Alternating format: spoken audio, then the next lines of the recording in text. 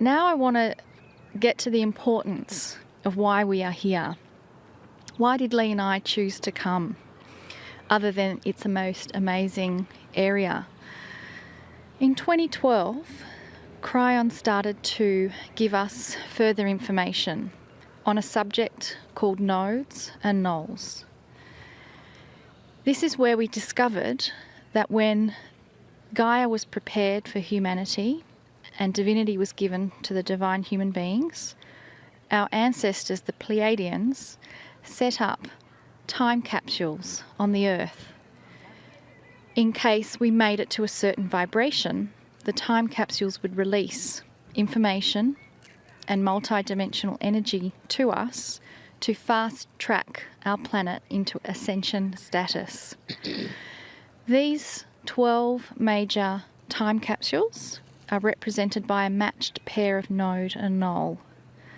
There are 12 of them on the planet, and they're places that the Pleiadian ancestors chose. Most of them are high up in the mountains, but some are in deserts. Aoraki is one of the 12 major nodes on the planet. At this point, we don't know the matching null to it, and it may or may not be revealed today. It's all in accordance to the timing of what Cryon gives us. So these nodes and nulls are broadcasting information to the consciousness grids of the planet, and with free choice, humanity is able to access that information. There is so much excitement in the galaxy for what we as humanity has done on this planet to even get to this point. So much celebration that these nodes and nulls are now online and transmitting. I want you to take a moment to celebrate your part in all of this, your part for being here, and your part for making all of us coming together possible so that we can honour the mountain, we can honour our ancestors, we can honour Gaia. So thanks again for being here. So I'd like to invite Jessie, who represents the Ngāi Tahu from the area. Ai tēnā roho ke tātou, kararuhi mana ki taka ha tātou matua tīpuna, kararu ana hoki ne tāta whai te ataka hoe nei mau ka tū taitai a ke malokai a tātou. A really warm welcome to everyone. For those of you who have never been here before, welcome to Aurak. The other Māori people have wharenui that they gather in. You would have seen the carved houses that look like triangles with pillars, and you go in and you sleep with all of your uncles and aunties and relations. Well, for us, this is our marae. These are the places where we gather in outdoor valleys, and this is the learning quarters for us. These have been these valleys and these mountains have been the places where we go for sacred and esoteric teachings for thousands and thousands and thousands and thousands of years. Before we kick off into what we're going to do today, I just want to share with you the way that our people have related to Auraki. Our story about Auraki is a creation story, and Auraki is a celestial being. In our story, Auraki and a few of his brothers come down to the planet at a time when the planet was covered with water and there was no land. And they were looking for land because land was the new wife of their father, Raki Nui Te Raki, whose chest holds the magnetic grid of the earth. And they searched and they searched and they searched for land, and they could not find her. And when it came time for them to take their waka back up into outer space, according to our stories, the energies of the earth were so irregular for them that they were stuck here. And this large landmass, the South Island, is known traditionally as Te Waka Aurak, or Auraki's intergalactic canoe.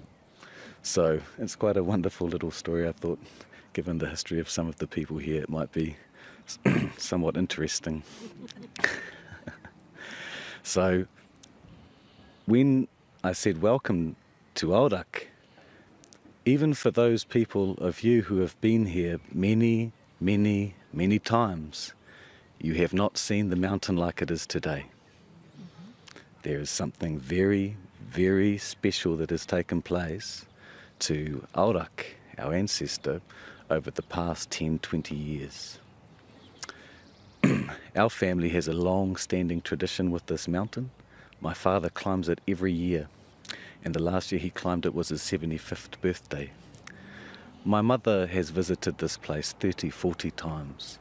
My brothers, 30, 40 times. Do you know how many times I've been here? None. I have never, ever, ever gotten out of the car and walked with my family to the mountain because I have been waiting.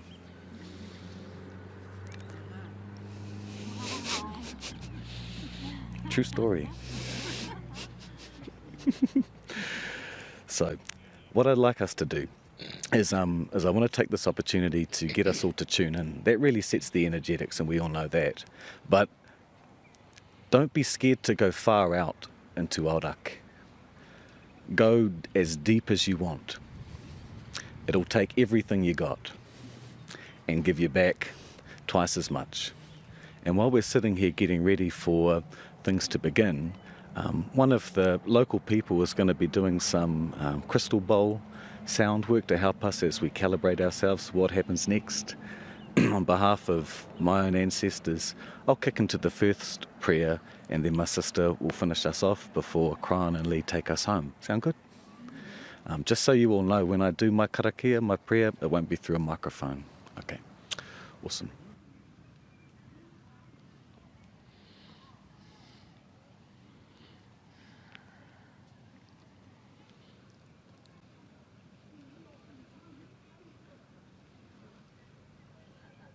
Greetings, dear ones. I'm Cryon of Magnetic Service. I ask the ancestors for permission in this sacred place to give a truth that has not been revealed, to honor what has happened here and all the energy here. I ask them for the civilization that is here on this planet, which has passed the marker of 2012. I ask them for appropriateness in all things,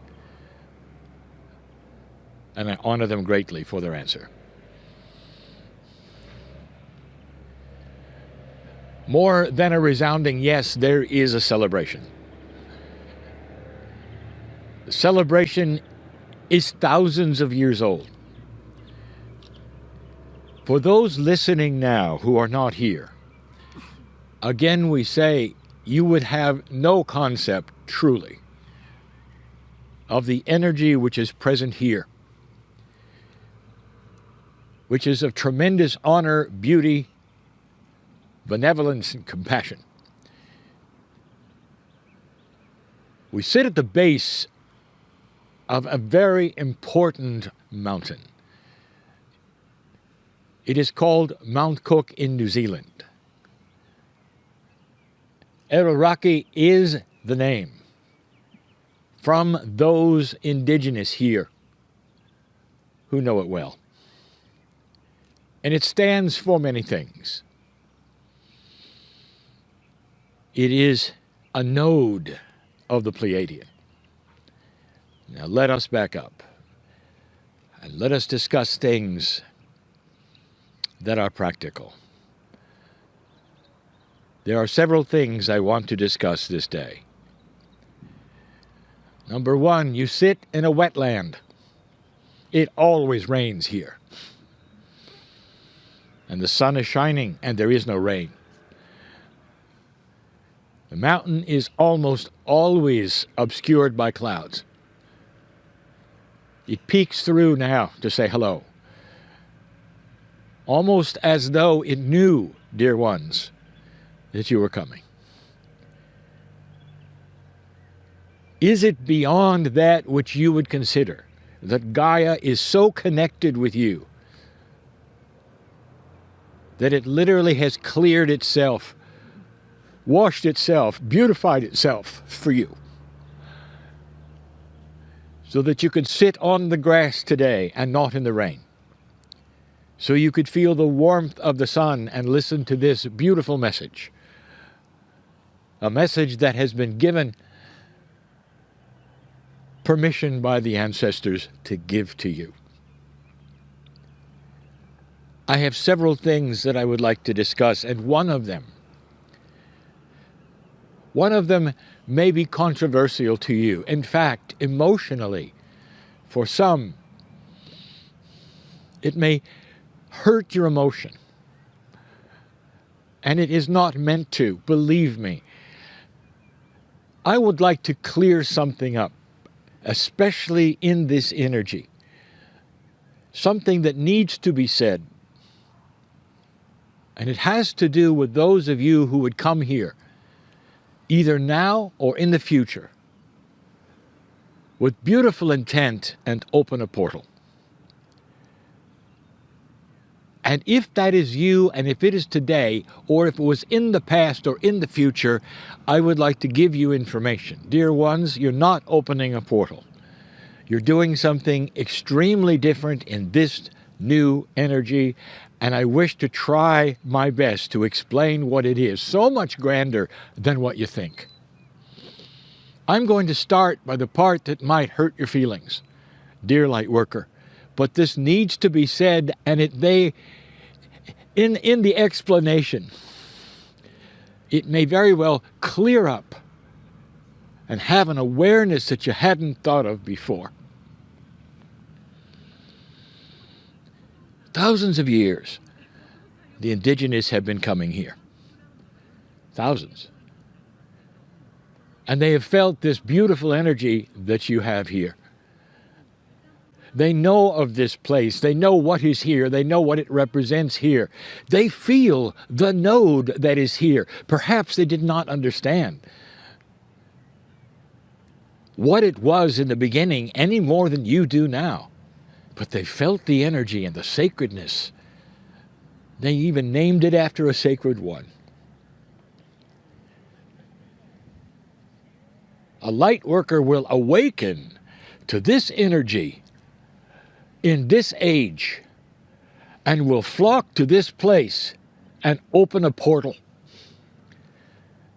as though it had never been recognized, as though it had never been opened.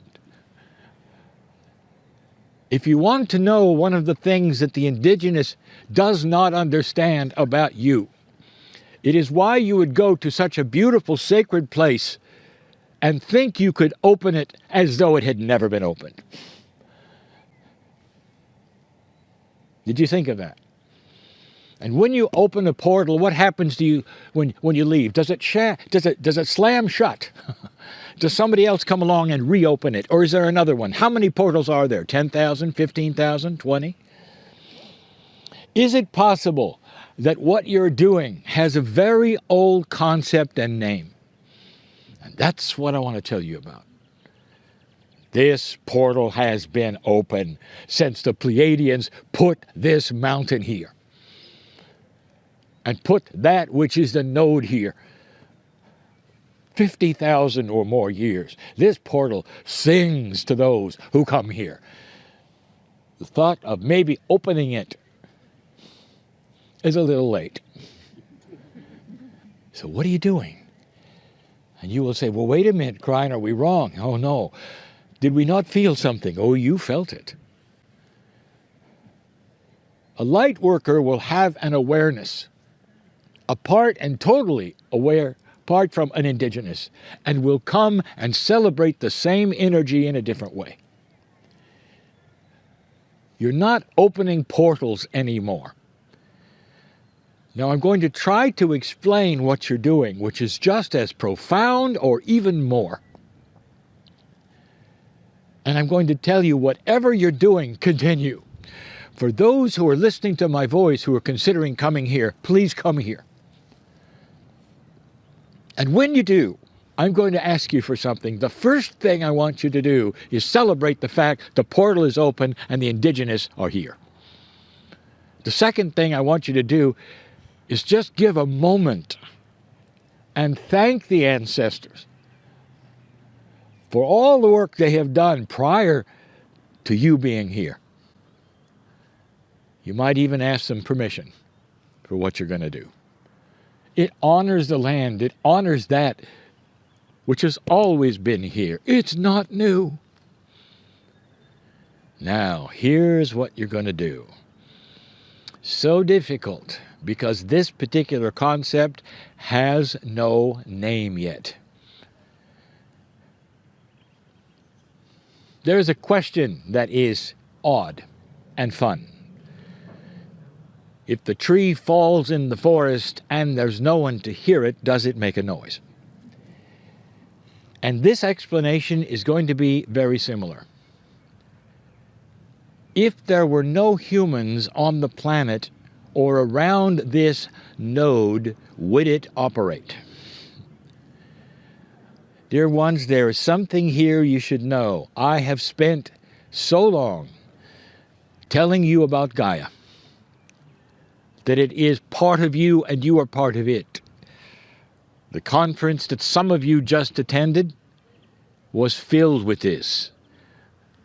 Your genealogy, your Akash, the whales of the planet, the nodes of the nodes, all is there. Even interstellar space knows about Gaia.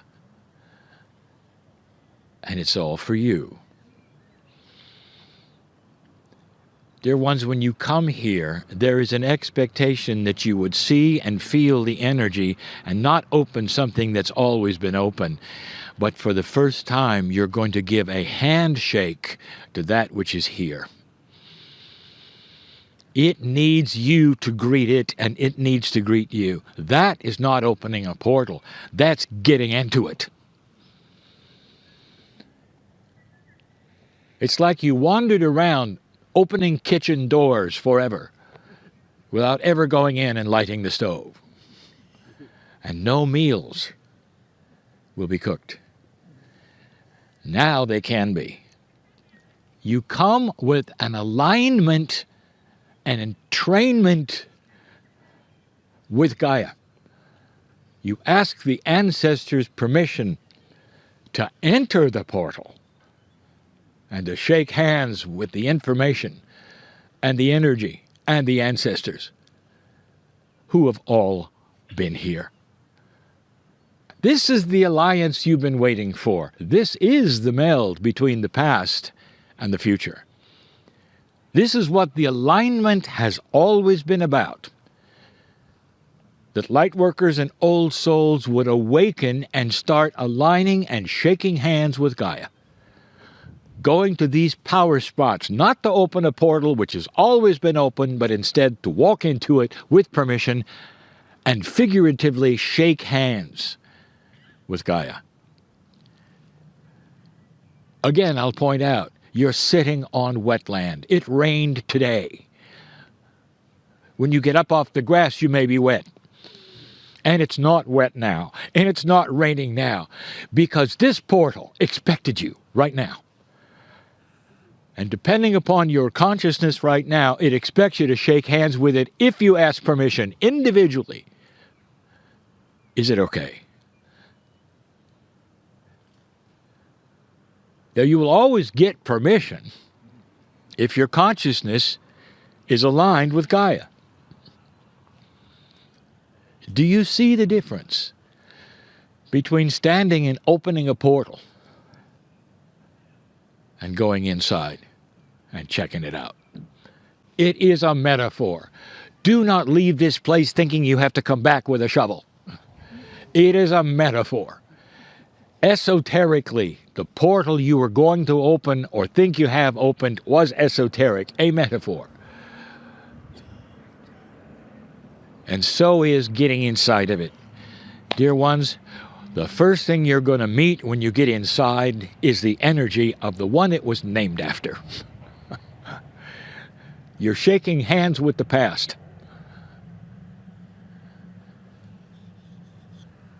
Turn the page. This is a node of the planet which has been unassigned. Nodes and nulls come in pairs, were manufactured by the Pleiadians. Manufactured put here by design as time capsules that work in pairs.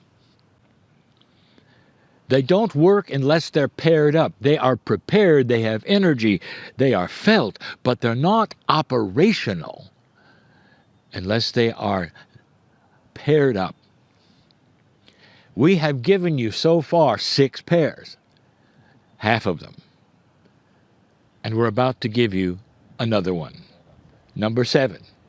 In this sacred place with Gaia watching, with the weather cooperating, almost like the mountain had its hand out and said, welcome. It's time you knew who we were paired with. The pairing of the nodes and the nulls do not make logical sense. They are not linear. Sometimes both are in one hemisphere, sometimes one is in one and one is another. There is a system here, a symmetry, and not only that, a multidimensional plan, how they operate, where they were put, and how strong they will be. All related to human beings and their consciousness and what they do on the planet. 6 have been given to you as the pairs. I give you now the matching null. It is not in this hemisphere.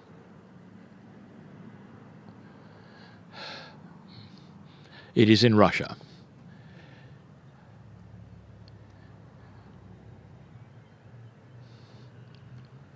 The mountains that have a name, the Russians call, that you call, that is very, very different, and neither one of them are correct.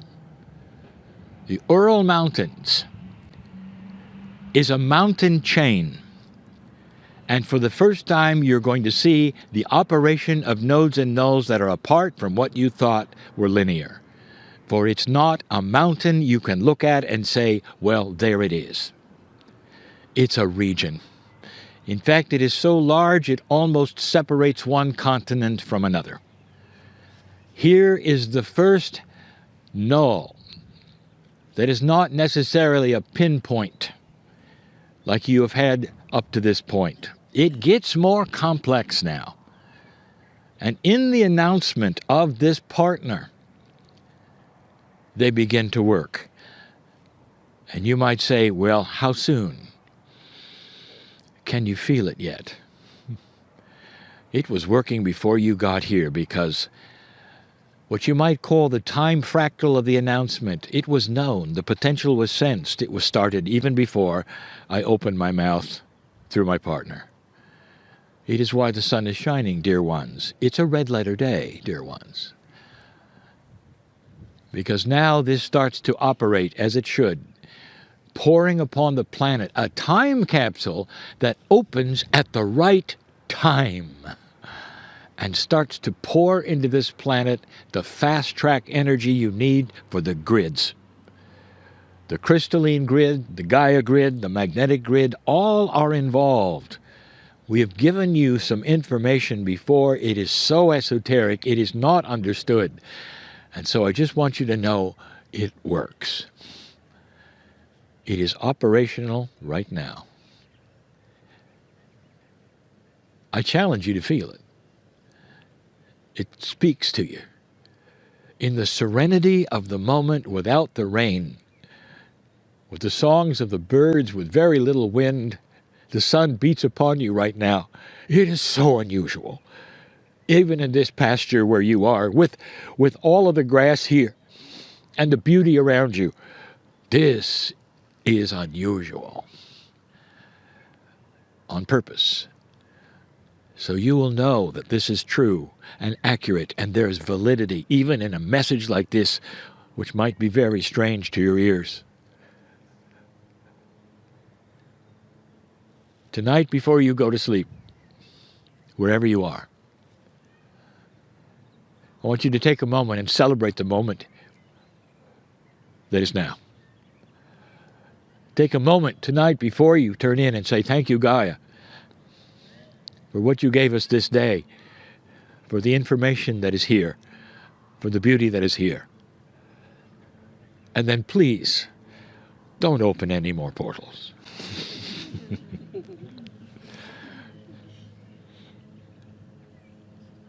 The ancestors say thank you for this message, and they acknowledge what they've always known is here.